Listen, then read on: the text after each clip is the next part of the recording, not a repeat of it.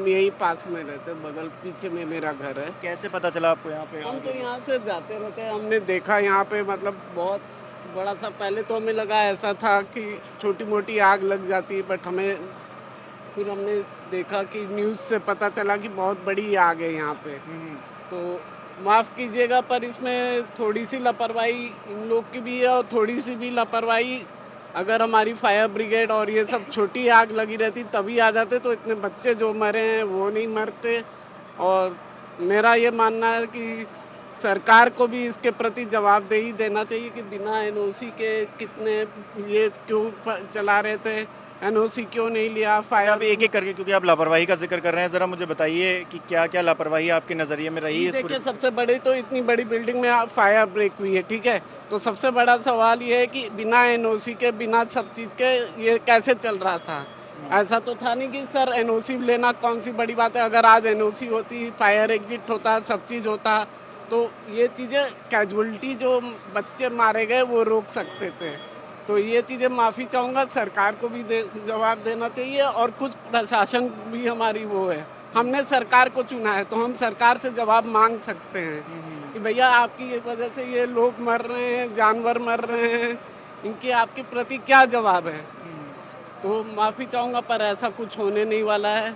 लोग फिर से हिंदू मुस्लिम करेंगे और फिर से चीज़ें हो जाएगी। अच्छा, नीचे पेट शॉप थी, आप गए हैं कभी वहाँ? बिल्कुल, पेट शॉप पे मैं गया हूँ, पेट शॉप पे बहुत सारे जानवर थे और मतलब एक मकाऊ से इन लोग ने बहुत बड़ा तोता मँगवाया था, वो लगभग था 4.5 लाख का था। अच्छा।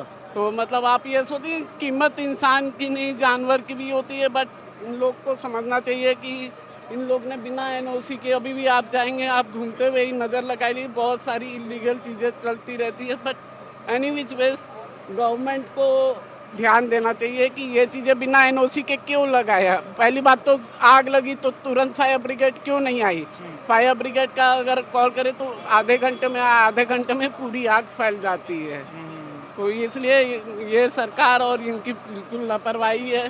अच्छा, कहा जा रहा है कि ये क्योंकि रेज़िडेंशियल एरिया है, लेकिन यहाँ पर कमर्शियल एक्टिविटीज़ भी बहुत होती हैं। बिल्कुल चलती हैं और कमर्शियल एक्टिविटीज़ हर कोई करता है, बट इन लोग ने एक बिज़नेस बना लिया कि हम सब चीज़ करेंगे और वो हमें ऊपर का पैसा किसको नहीं अच्छा लगता इस महँगाई में। हुँ। बट और सारे कमर्शियल एक्टिविटीज़ के साथ गोडाउन चलते हैं, एनओसी ली नहीं जाती है, ना फायर ब्रिगेड का कुछ होता है। अगर एक हम लोग के एक बिल्डिंग में, इतनी बड़ी कमर्शियल बिल्डिंग पे आप खुद लगाओ अंदाज़ा, एनओसी लेना कौन-सी बड़ी बात है।